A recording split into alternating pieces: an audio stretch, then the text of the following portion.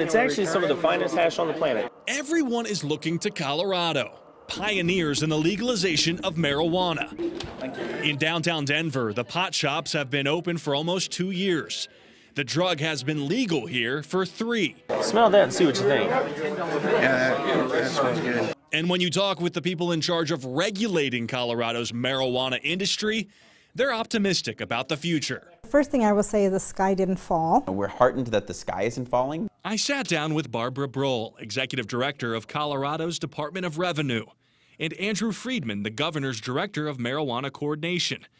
They both say Colorado's system is working, but they admit there are challenges when it comes to legalizing pot. First off, you have to know why you're doing it. Is it because you want to reduce the black market? Is it because you want to reduce underage consumption? For years, marijuana advocates have pushed for legalization so that states can reap the benefits with a new source of tax revenue.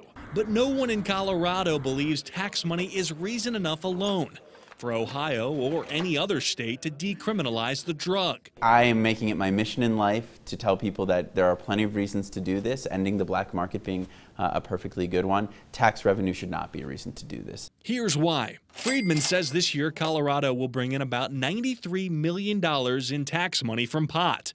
But almost half of that goes back into regulation costs, leaving around 40 to 50 million.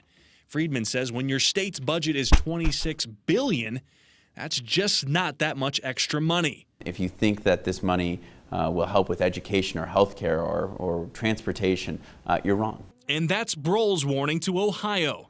It costs a lot to regulate this industry. It will cost you more than you think. This is not cheap to regulate it. It does cost. There's also the issue of what the drug is doing to Colorado's families. A new impact study released last month showed a 24% increase in marijuana use among 12 to 17-year-olds. The study also revealed a 40% increase in drug-related suspensions and expulsions from school. Critics of that study, like Friedman, say researchers are cherry-picking data. And they cite different research, like the government's Healthy Kids Colorado survey, that shows youth usage may actually be down.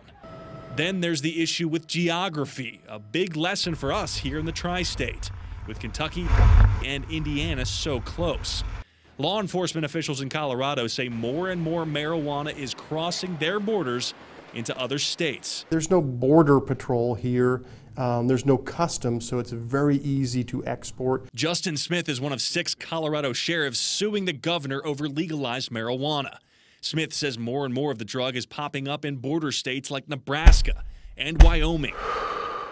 And they're absolutely seeing a significant impact. And it's not stopping there, but it's going through. Now it's Ohio's turn to decide. Friedman has this advice for the Buckeye State. You are making a decision in a little bit of darkness. There's just no way around it, partially because it's been a Schedule I drug and at the federal level there hasn't been the kind of scientific research we would like to have before we have to make these sort of decisions. We don't have long-term data on what commercialization does and what impacts this will have on youth. That's the unfortunate reality behind where we are at this moment.